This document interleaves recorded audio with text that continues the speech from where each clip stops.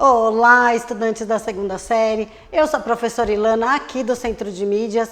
Ontem, nós começamos aí o segundo bimestre. A professora Silene nos ajudou aí na aula com o orçamento financeiro dela. Nós falamos bastante aí de orçamento e planejamento, né? A gente tem que orçar, a gente tem que fazer o orçamento para ter um bom planejamento. Sem um bom orçamento, se for anual, né, a gente tem que ter 12 orçamentos bons, assim, concisos, para o nosso planejamento ser bacana e ser perfeito. Isso aconteceu na aula de ontem, a primeira aula, na volta aí do recessinho que a gente teve, o início do segundo bimestre. Na volta do recesso e no início do segundo bimestre, nós voltamos aí a falar sobre planejamento e orçamento financeiro. Nós estamos na atividade 2, na aula 4 da atividade 2. Vou colocar aí para vocês, né, a retomada aí do nosso aprofundamento, do nosso componente. Então vamos lá, Educação Financeira em Conexão, a atividade 2, nós estamos na Semana do Desenvolvimento, na aula 4. As duas primeiras aulas foram na semana passada, foram na semana retrasada, que antecedeu aí o recesso. Eu sou a professora Ilana, o aprofundamento é a matemática conectada, a unidade curricular é a educação financeira sustentável e o nosso componente é educação financeira e conexão. Lembrando aí que dentro dessa UC, né, dentro dessa unidade curricular, nós temos 4 componentes. Você aí na escola também tem 4 componentes. Influência na mídia na vida dos jovens, conexão empreendedora, o nosso aqui financeira e fenômenos físicos e gráficos. Então nós estamos composto aí por 4 componentes. Dentro desses 4 componentes a gente tem cada um professor diferente aqui no Centro de Mídias. Aí na sua escola pode ser professor igual ou pode ser professor diferente também.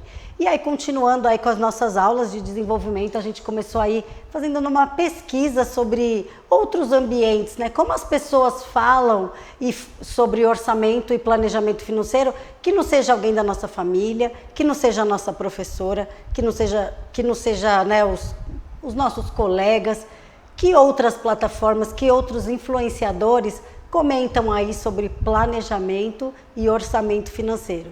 E aí eu fiz uma busca minha, né, um exemplo meu, para vocês terem aí repertório na hora da busca. Nós fizemos bastante mapa mental, colocamos palavras-chave para a gente poder entender o que era um planejamento, né, o que era um orçamento financeiro, e para a busca não ficar repetitiva do nosso colega e a busca não ficar igual. Aí nós fizemos um mapa mental com as nossas características e aí a busca poderia ficar diferente. Eu fiz uma busca também, peguei alguns influenciadores, né, coloquei lá numa pesquisa os mais bambambãs aí, influenciadores que temos, os que cederam direitos aqui para o nosso Centro de Mídias da gente passar, eu estou passando, os que não cederam, infelizmente, que eles cedem, que dê certo nas próximas, né, nas próximas vezes, que agora não deu, vamos ver se nas próximas a gente consegue passar. É isso, então vamos começar com o objetivo da aula e depois eu já emendo aí num vídeo que a gente vai ver. Então vamos lá, o objetivo da aula, então nós estamos no desenvolvimento, na semana 3, a aula 4, né? O objetivo é apresentar a pesquisa e identificar pontos importantes da educação financeira e os aspectos financeiros relevantes, né? A gente podia pesquisar, primeiro momento, sobre tudo, o que era educação financeira. E aí a gente vai verificar qual assunto é veiculado, né, em outros ambientes. Eu foquei bastante a nossa conversa e a nossa pesquisa em planejamento e orçamento financeiro, né? Então eu vou até colocar aqui que o começo que está no nosso material, né? Então a gente tem aqui planejamento e orçamento financeiro para a gente poder dar um norte aí para a nossa pesquisa. Então foi sobre isso que a gente estava falando, então a gente ia pesquisar vídeos aí sobre o planejamento, como a gente planeja e como a gente faz o orçamento. Ontem na aula com a professora Silene, né, a gente até falou, a gente só faz orçamento quando quebra alguma coisa na nossa casa ou quando a gente vai procurar algo, né, na internet. Vamos fazer um orçamento aí que a gente quer. Ela até contou da história do videogame, né, na casa dela. A gente quer comprar um videogame, vamos fazer um orçamento aí do videogame. Qual lugar é mais barato? Aí a gente faz um orçamento. Só que não, a gente assistiu ontem um vídeo de um influenciador aí, de um canal, que ele fala que para a gente ter um bom planejamento, a gente tem que fazer um bom orçamento. Dentro desse orçamento são todas as nossas despesas, tudo que sai de dinheiro aí do nosso bolso aí durante o mês. E óbvio, né, que se a gente vai ter imprevistos, vai ter coisas que vão acontecer durante o mês, que pode ser que dê certo ou não. Óbvio que quando a gente faz um orçamento, a gente quer seguir à risca, mas há coisas que acontecem, há imprevistos que não deixam. E aí tá tudo bem, no próximo mês a gente tenta de novo fazer que o orçamento, né, que é fazer que quando a gente faz um orçamento, a gente previne aí gastos excessivos e que esses gastos excessivos não aconteçam no próximo mês. Por isso que a gente faz o orçamento. E o orçamento, se você for pensar, ele está dentro de uma caixinha e da caixinha toda está o planejamento. Foi falado isso no vídeo. Então a gente tem um planejamento e dentro desse planejamento tem os orçamentos. Dentro da caixinha do planejamento a gente tem o orçamento. Óbvio que pode ter 12 orçamentos aqui, né? A gente pode ter aí 12 aqui, se a gente estiver falando aí no ano, um por mês. Então, aqui mês 1, mês 2, mês 3, mês 4, se a gente estiver falando. No mês aí a gente vai fazer 12 meses, se for anual. E aí o planejamento, ele sai anual. É bem bacana fazer, então ter essa disciplina. A professora Silene ontem fizemos aí como que poderia fazer um orçamento simples das despesas fixas no próprio Excel. A gente montou o nosso, com as minhas contas e a Silene com as contas dela, e cada uma fez as suas. Se vai bater ou se não vai, né? Que a gente está falando de despesas fixas, que a gente gasta um pouco mais no cartão de crédito ou não, mas que essas despesas elas sempre acontecem. Lembrando aí que se a gente tiver uma compra a prazo, ela também entra como despesa fixa, né, mensal aí nos próximos meses. Se a gente tiver uma compra a prazo, né, se eu comprei uma geladeira aí e tenho que pagar 130, 230 reais no mês, ela tem que entrar até quando for a última parcela, e ela tem que entrar nas minhas despesas aí, nas minhas saídas de dinheiro, ela precisa entrar. É isso então. Aí eu vou começar a passar o vídeo, né? O vídeo fala de como organizar sua vida financeira. E aí, para organizar a vida financeira, a gente começou falando aí na nossa aula sobre desejo e necessidade. E aí essa influenciadora aí, essa blogueira, ela fala uma linguagem bem bacana aí sobre desejo e necessidade. Vamos assistir ela falando.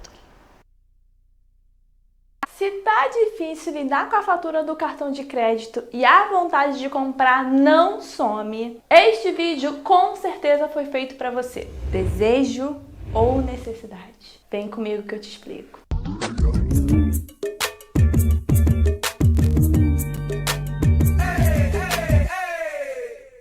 Oi, eu sou a Nath. Seja muito bem-vindo, seja muito bem-vinda ao canal. Aproveite, curta, compartilhe, se inscreva no canal e não deixe de ativar o sininho para as notificações. Em tempos de crise, desemprego, pandemia, é cada vez mais importante a gente trocar essa ideia sobre gasto, gente. Mas me diz aí, o que é para você um desejo e uma necessidade? Comente aqui embaixo. Desejo versus necessidade. Muita gente acaba se endividando ou até mesmo tendo que cortar os gastos fundamentais só para suprir, na maioria das vezes, um desejo que poderia ter esperado. Necessidade é aquilo que é super necessário para sua vida, tipo alimentação, moradia. Mas é claro que não é para você sair aí, na questão da alimentação, pedindo delivery o tempo inteiro. Vou botar um exemplo. Você tem que se alimentar todos os dias. E aí, você tem como fazer a sua comida ou comprar um hambúrguer. E aí, você se alimentando todo dia com hambúrguer, isso significa que você está se alimentando bem? Não, você está preenchendo um desejo que você quer, que é comer um hambúrguer. A questão é, acaba que você se endivida por conta desse desejo, entendeu? Vou botar outro exemplo. Você precisa beber água todos os dias. Você prefere beber um refrigerante. Você está preenchendo a necessidade de beber água ou está preenchendo ali um desejo de beber aquele refrigerante? Entendeu a diferença entre desejo e necessidade? Você precisa beber água para sobreviver, não de refrigerante. E aí você vai falar, meu Deus, Nath, então não posso fazer um mimo para mim, comprar um refrigerante, pedir um hambúrguer, uma batata? Gente, pode, claro. Eu faço isso pra mim. A questão é que quando você faz de uma forma descontrolada e você não olha o seu orçamento, e aí você vê a fatura, fica assustado, não consegue pagar, aí acaba se endividando. Mimo, todo mundo compra pra você mesmo. Mas, se você tá ficando endividado porque você tá preenchendo esses desejos, aí a gente tem um problema. O bolso afeta a mente, cara. Não adianta. Às vezes são até sintomas claros de transtorno de compras compulsivas. Esse transtorno, ele é classificado como o transtorno do controle do impulso, onde a característica essencial é a falha em resistir a um impulso, instinto ou desejo de realizar um ato que é prejudicial ao indivíduo ou outras pessoas. Isso é a fonte da Organização Mundial da Saúde. Está sentindo que você tem uma compulsão em comprar sempre? Eu sugiro você ir procurar um especialista, um psicólogo para te ajudar. E eu sei que nem todo caso é um médico, um psicólogo. Às vezes a gente está confundindo realmente, como eu falei, necessidade com desejo. Mas eu acho importante a gente conversar e evitar confundir sobre a diferença entre os dois para manter a organização financeira. E aí você pode definir um limite de gastos mensais. Não estou dizendo para você parar de gastar. Defina um limite para você não chegar no final do mês e você ficar desesperado porque você não sabe o que você gastou. Você já olhou para o seu futuro? Como você quer ser daqui a 5 anos, daqui a 2 anos, numa situação financeira mais confortável? O que você está fazendo para mudar pelo menos esse desejo e a sua necessidade? Você quer preencher o momento difícil que você está passando, presentear quem você ama? Questão sentimental afeta muito na hora da gente se organizar financeiramente. E aí eu conto isso porque é assim, eu sou uma pessoa que ama presente que eu amo. Mas se eu não tenho, eu não vou vender coisas que eu amo, coisas que são importantes, para eu preencher um desejo que é presentear as pessoas. Espero que vocês tenham gostado do vídeo. Aproveite, curta, compartilhe, se inscreva no canal e não deixe de ativar o sininho para as notificações. Beijinhos e tchau! Eu queria contextualizar vocês, né? A gente falou bastante de desejo e necessidade no começo. No começo do nosso aprofundamento a gente falou bastante e eu queria contextualizar com outra pessoa também falando para vocês verem como que é procurar outros ambientes, né? Eu falei muito, né, sobre a gente beber água e a gente querer uma água com gás, um refrigerante, um suco e de suprir essa necessidade, esse desejo, e aí eu consegui achar e consegui que essa influenciadora deixasse a gente passar aí o vídeo dela aqui no Centro de Mídias, e eu achei bem bacana, achei que deu para contextualizar aí o começo do o primeiro bimestre, né, o começo das nossas aulas, que eu falei bastante aí do como que a gente faz, como a gente escolhe, né, o que é desejo e o que é necessidade.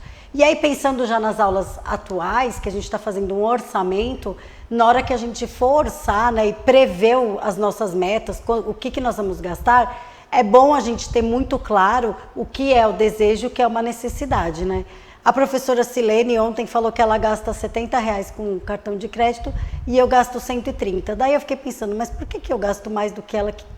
Qual o plano dela, qual o meu? E eu já fui direto, depois que ela me contou aqui na aula, eu já fui direto na operadora e já baixei meu plano, porque eu não uso muito, né? Como tem Wi-Fi aí em todos os lugares, a gente não usa o telefone para falar. A gente, tendo Wi-Fi, a gente fala aí com bastante gente pelas redes aí do telefone.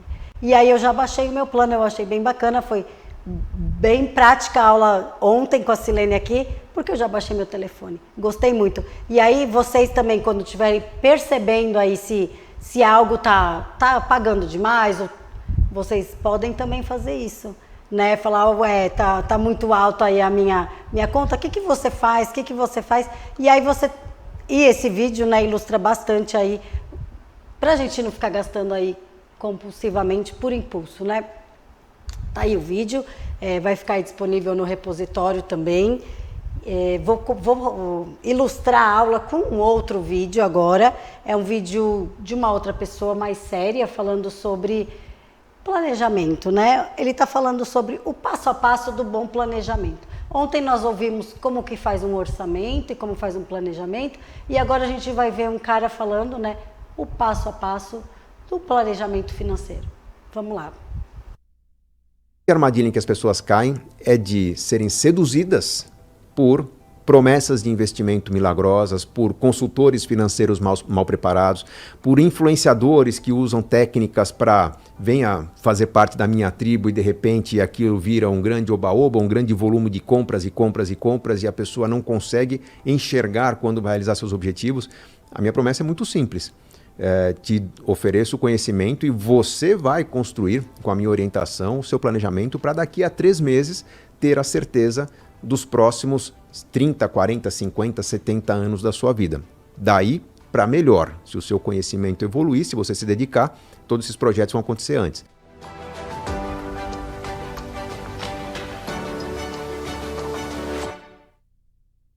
Quando me perguntam qual é o passo a passo do planejamento financeiro, na verdade eu desanimo um pouco as pessoas, porque eu deixo claro que não é tão simples como muita gente prega. No tipo, olha, monte uma carteira de investimentos, uma parte em renda variável, uma parte em fundos imobiliários, uma parte em renda fixa e deixa a coisa fluir. Não, não é assim. Planejamento financeiro é concretizar mais coisas na vida. Então, existem alguns passos importantes. Primeiro é entender onde você está errando. Por exemplo, se você vai a um médico e quer saber por que está com alguma coisa estranha no corpo, se está com cansaço, se está perdendo alguma força, se tem algum sintoma, ele vai pedir para você fazer um exame de sangue para mostrar para você como que está o comportamento do seu corpo diante do que você consome, do quanto consome em termos de alimentos, do quanto que você dorme, o estresse que você vive. Então, ao ver um hemograma, ou aquele exame de sangue que detalha triglicérides, glicemia, plaquetas, colesterol, mesmo que você não seja médico, farmacêutico, não tenha nada a ver com a área de biologia, você vai ver aquele hemograma, vai ver os indicadores e perceber se você está fora de algum indicador. Mesmo antes de falar com o médico, você já vai reagir àquele problema. Então, digamos que seu colesterol está elevado pelo exame que você fez. Antes de falar com o nutricionista, antes de falar com o médico, você já vai manter uma distância da manteiga, dos óleos, das frituras, porque o colesterol está elevado. Quando a gente faz um diagnóstico financeiro é a mesma coisa. Quando a gente pede para as pessoas preencherem um orçamento doméstico, eu sei que talvez metade das pessoas não goste desse exercício. Perde tempo, é uma burocracia, tem que controlar gastos e a pessoa não gosta de números, enfim. Mas é um exercício importante para entender as consequências das escolhas, principalmente por um fator fundamental que é mostrar para as pessoas aquilo que elas não percebem. Todo mundo sabe o quanto gasta com moradia, todo mundo sabe o quanto gasta com grandes gastos, quem tem filho é escolas, quem se desloca muito é o transporte. Então todo mundo tem uma noção muito clara das grandes contas do orçamento. Quando a gente inclui no orçamento as pequenas contas, é o seu pacote de telefonia, o quanto você gasta nas horas livres, o quanto você gasta com lazer, o quanto você gasta com restaurante. Nesse momento a pessoa começa a se incomodar com os pequenos gastos, com o acúmulo dos pequenos gastos e perceber que, puxa, num orçamento em que ela ganha 10 e gasta 8, parece que sobravam 2, mas na verdade estão faltando 2 porque os vários pequenos gastos se acumulam e principalmente muitos deles vão ao longo do tempo, com recorrência, com assinaturas, enfim. Então a gente faz um diagnóstico para a pessoa perceber que às vezes tirar R$100 da assinatura de um serviço que é pouco usado significa não R$100 apenas de economia, mas significa R$1.200 no fim do ano que podem se traduzir numa viagem. Então essa consciência é importante para a pessoa se incomodar, para a pessoa reagir. Consciência gera desconforto e esse desconforto é o elemento fundamental para a ação que nós precisamos de transformação. Entendido bem o presente, nós temos que fazer agora um mapa do objetivo que nós queremos alcançar. Esquece o orçamento que a pessoa tem, vamos lapidar um orçamento ideal. Com aquilo que ela ganha, onde que pessoas que ganham o que ela ganham vivem bem? Ou como que pessoas que ganham o que ela ganham vivem com qualidade, com experiências, construindo sonhos? Então, qual seria o orçamento ideal? E aí há uma série de estratégias para fazer com que o orçamento atual migre para o ideal. Até aí não temos um planejamento completo, nós temos uma estrutura sendo construída para um padrão ideal para que se concretize mais sonhos na vida. Depois disso, nós vamos lapidar os grandes sonhos, e aí eu provoco meus alunos a pensar em sonhos mesmo, não é independência financeira, não é viver lá na frente com o mesmo que você ganha hoje. Além da independência financeira, viver numa casa confortável, poder fazer um curso que a pessoa quer fazer, poder doar para as causas que ela acredita, se ela faz questão de doar para a igreja dela, vai doar para a igreja, então tudo aquilo que torna a pessoa íntegra com aquilo que é importante para ela, o que faz ela se sentir um ser humano completo, vai entrar no planejamento. E aí, ao colocar numa planilha qual o esforço que ela precisa fazer para alcançar esses objetivos, vem um primeiro choque, muitos sonhos sendo construídos parece sempre um projeto inviável, e aí o próximo passo é trabalhar cada um dos sonhos, como concretizá-los. usando menos dinheiro, usando mais eficiência, melhores investimentos, programas de milhagem, o uso eficiente de negociações, compras em atacado, parcerias, permutas. Então, uma série de elementos de inteligência que vão fazer com que projetos que levariam 150 anos para acontecer, aconteçam nos próximos 10, 15 anos e a pessoa vai ter um mapa a ser percorrido. Como consequência desse mapa, ela vai ter uma carteira de investimentos montada, uma carteira que reflete exatamente as necessidades dela. Se entre as necessidades está, por exemplo, um filho fazer um intercâmbio no exterior, parte dos investimentos tem que estar em dólar. Se entre as necessidades está projetos de prazo muito longo, grande parte desses investimentos estará em ativos de longo prazo. Tipicamente ativos de renda variável. Mas muita gente acha que o resultado do planejamento financeiro é uma carteira de investimentos montada apenas. E não. No nosso curso Inteligência Financeira, nós não montamos uma carteira de investimento. Nós escolhemos uma carteira de investimentos que garante que os grandes planos da família vão acontecer. Com isso, o resultado do planejamento financeiro, além, né, de uma carteira de investimentos montada, é a certeza de que basta eu manter as minhas velas içadas na posição correta do vento, que aquilo vai acontecer. E vai acontecer desde que eu não evolua em conhecimento. Se eu evoluir em conhecimento, talvez aconteça antes do que imprevisto ou melhor do que o previsto. E isso traz uma sensação de segurança, de paz, de tranquilidade, de poder focar no que é realmente importante, família, saúde, vida, trabalho, é uma condição que poucas pessoas têm hoje. Poucas. Já vão lá mais de 15 mil alunos formados no curso de Inteligência Financeira, mas é um histórico do qual me orgulho muito de alunos muito satisfeitos com o fato de terem não apenas investimentos rendendo bem, mas investimentos que conduzem sua vida para uma colheita muito mais farta, para realizações muito mais importantes, para lembranças muito mais poderosas em suas vidas. Nossa vida não é pagar contas, nossa vida é realizar sonhos e esse é o meu trabalho, guiar as pessoas para a construção desses sonhos. Tenho muito orgulho disso. Pessoas que buscam atalhos, aquilo que eu chamo de o longo caminho curto, né? Longo caminho curto porque a pessoa está sempre tentando um caminho mais rápido e vai tentar, vai errar, vai tentar, vai errar e acaba sendo um caminho muito mais longo do que o esperado, muito mais sofrido, muito mais ansioso, muito mais decepcionante. Essas pessoas se opõem àqueles que buscam o curto caminho longo. O curto caminho longo é o caminho da certeza. Bom, se eu quero independência financeira, eu vou ter um plano de previdência privada ou algo eficiente, mais eficiente que o plano de previdência privada, mas algo similar a ele. Eu vou praticar um certo esforço, uma disciplina, alguns cuidados para não perder essa disciplina, com parcimônia, procurando sempre agregar elementos para que esse projeto seja melhorado. Então, esse é o curto caminho longo. Por quê? Porque é um caminho que, apesar de ser na prática, no momento atual, parecer mais longo do que o longo caminho curto, a pessoa sabe que vai alcançar aquele objetivo e a pessoa sabe que pode melhorar com a evolução do conhecimento, com a evolução das suas técnicas, aprimorar tudo isso. Na prática, a grande armadilha em que as pessoas caem é de serem seduzidas por promessas de investimento milagrosas, por consultores financeiros mal preparados, por influenciadores que usam técnicas para venha fazer parte da minha tribo e de repente aquilo vira um grande oba-oba, um grande volume de compras e compras e compras e a pessoa não consegue enxergar quando vai realizar seus objetivos. A minha promessa é muito simples. Te ofereço conhecimento e você vai construir, com a minha orientação, o seu planejamento para daqui a 3 meses ter a certeza dos próximos 30, 40, 50, 70 anos da sua vida. Daí para melhor. Se o seu conhecimento evoluir, se você se dedicar, todos esses projetos vão acontecer antes.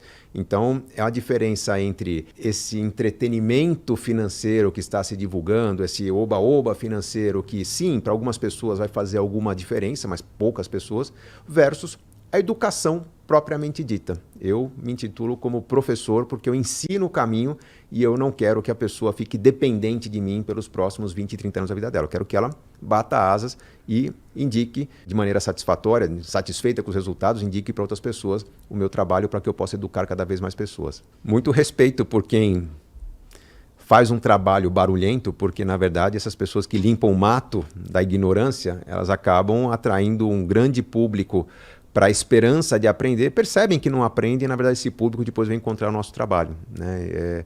Eu acho que todo mundo tem o seu papel Eu só lamento que tenha muita gente falando sobre a minha área de conhecimento sem o devido conhecimento. Mas esse é o Brasil, essas pessoas não deixam de estar fazendo um bom trabalho de alertar para a oportunidade. Às vezes não conseguem dar entrega, mas tudo bem. Estamos aqui cuidando da saúde, cuidando de um bom time aqui que está sempre com a gente para conseguir entregar esse conteúdo por muito tempo ainda, para mais pessoas poderem encontrar o caminho com conhecimento, com certeza, com substância, da construção da prosperidade num país que eu tenho certeza, eu vivo aqui por isso, o Brasil é o melhor lugar do mundo para se construir riqueza. Eu sou Gustavo Cerbasi, especialista em inteligência financeira, e esse é o meu canal. Se você se inscreve aqui, é para buscar um conteúdo financeiro sério, para mudar a sua vida, não apenas para te entreter e ocupar o seu tempo. Eu respeito muito o seu tempo.